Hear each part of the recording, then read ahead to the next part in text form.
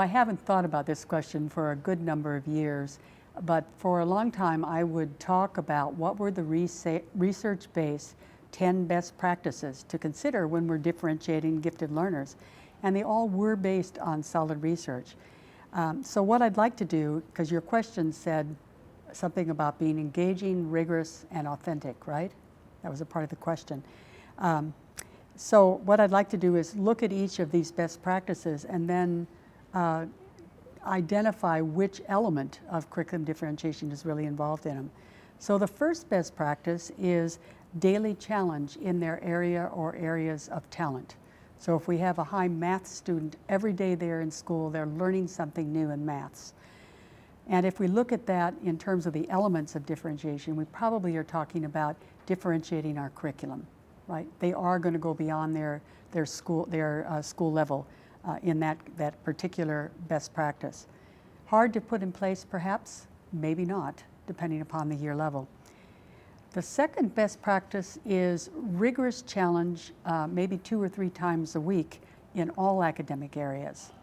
So this student may be high in maths, but maybe average or slightly above average in social studies or science, or maybe their passions aren't there, so we don't see that performance there. But they still need that academic challenge in what they're doing, because we know they have the potential to accomplish more than what we may be seeing. And again, when we think about that challenge, we probably are thinking about curriculum differentiation. The third best practice, according to my list, is opportunities to work independently and be unique. So independent study, online coursework, all kinds of ways we can allow students to learn something that's a passion to them, or something where they are very, very outside the usual bar in terms of their capabilities and talents, and let them continue to move forward in that talent development area, even beyond what we can do in a daily class for them. And I would say in this case, it isn't so much that we're differentiating the curriculum as that we're managing these children instructionally. We have set up another arrangement for them to do their learning. The fourth best practice is that we need in our teaching to teach the big ideas, the concepts, but we also need to do it in what we call a hold-apart learning sequence. And we know from the way our intellectually gifted children are wired that they tend to see the whole up front and then break it down into the parts. And so when we're teaching a big idea, they need to see that big idea first and then follow it up with the little bits and pieces that add up to the whole. So it's a very different way of teaching to them. And in this case, I would say that's probably what we call instructional differentiation, right? We are going to change our sequence of teaching these kids. But there's also curriculum differentiation part of it, in the fact that we have, I wouldn't say reduced, but expanded our curriculum to be the big ideas, the big concepts, the generalizations, and to have them focus on those.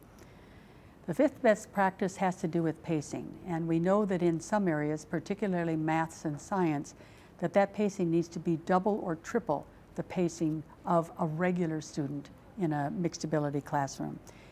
If we look at this particular one, the research has gone on since 1971 in the United States at Johns Hopkins University and others who have followed that talent search program. And there's been no question that those students who have learned their maths and science at that expanded pace actually exceed all of our expectations for what they'll do later on in life. And longitudinal studies continue to this day.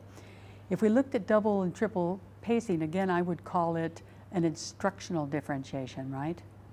Rather than a curricular one. The sixth one is eliminating excess drill and revision. We know that these children can learn their information more quickly, but they also need less repetitions of it before they have mastered it. We've got all kinds of examples of that going on. And we even have talked at times about what are the signals one of these students can give a teacher so that they don't have to listen to any more of the examples or more of the explanation. And again, if we're doing this removal of excess drill and repetition, we are again talking about instructional differentiation as that element of differentiation that we're dealing with.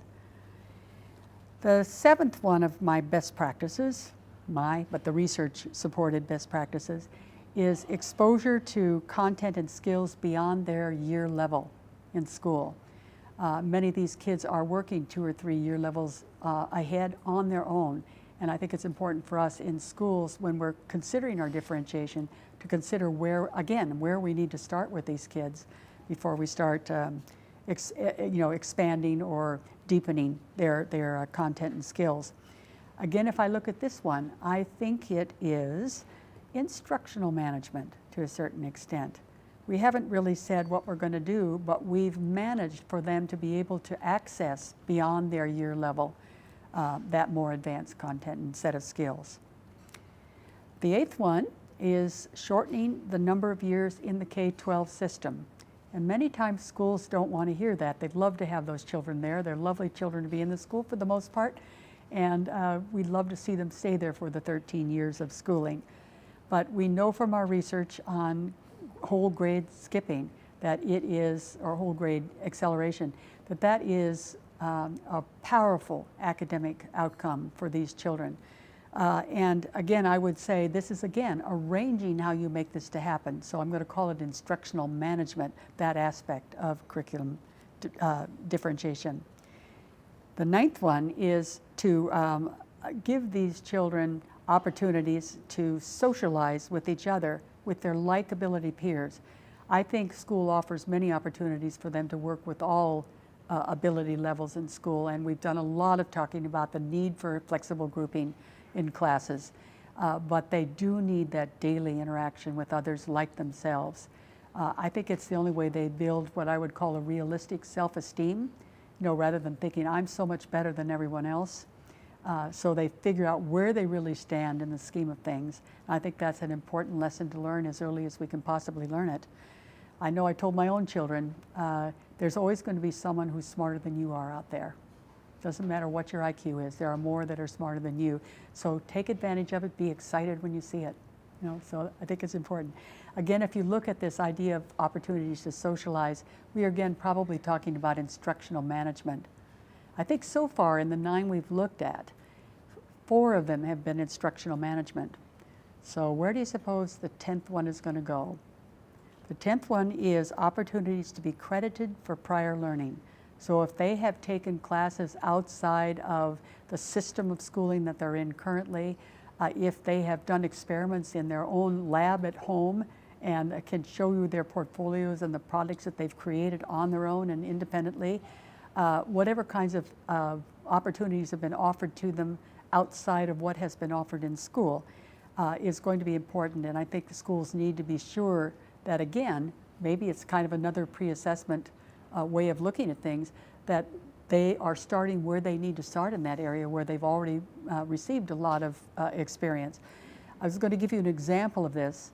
In the state of Wisconsin, they have a talent development program in the summer, and it's for students who are in years 7, 8, and 9, and they are allowed to come to this university class. It is a 6-week class, and in that summer they choose the classes they're going to take, and there are students in the individualized maths classes who choose how many years of maths they're going to accomplish in 6 weeks.